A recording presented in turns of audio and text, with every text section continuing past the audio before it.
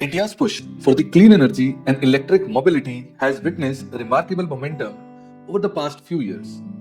That has been driven by aggressive policy support, investor enthusiasm, and a national vision for sustainability.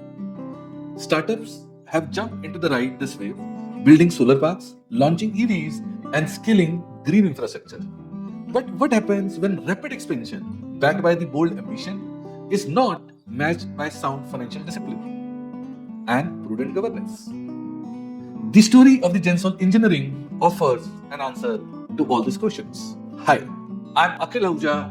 Today I will be discussing about the downfall for the Gensol Engineering, once celebrated as a green energy distributor currently facing insolvency proceedings.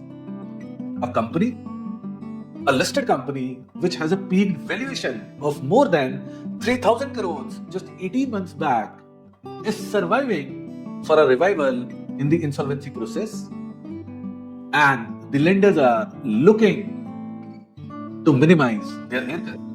Gensol Engineering, a company incorporated in 2012, has touched a peak revenue of around 1,000 crores of rupees. A company which initially started as a solar EPC company providing end-to-end solution for setting up solar plants and the solar units, has diversified into the another forms of the energy efficient products also through their various investments. One of such diversification is manufacturing the electric vehicles through their plant situated in Pune. The another one leasing out the electric vehicles under the brand name of the Blue Smart acting as a cab aggregator, and also a leasing of the vehicle to the institution, to the corporates and the government organization. At a group level, the consolidated liabilities are around more than 1,700 crores.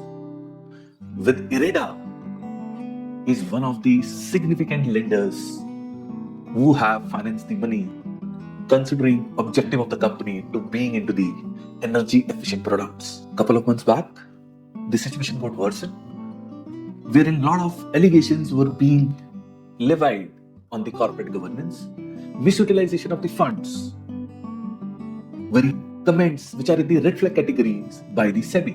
And post that, the company becomes headless for a few months, and the financial creditors, IREDA, reaches to the National Company Law Tribunal for initiating insolvency proceedings and appointment of the resolution professional.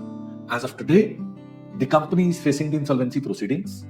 The resolution professional will be looking out for the potential investor and the buyer for the company, and surely there will be significant haircuts and more significant drop in the valuation of the company, which used to be valued at more than INR 3,000 crores 18 months back, to the current valuations in the insolvency process, which by default has a lot of uncertainties due to the legal regime. I hope you like this video, and if you're from the energy sector, specifically the renewable one, or from the restructuring space, make sure you watch this video, and I would love to hear your views in the comments below.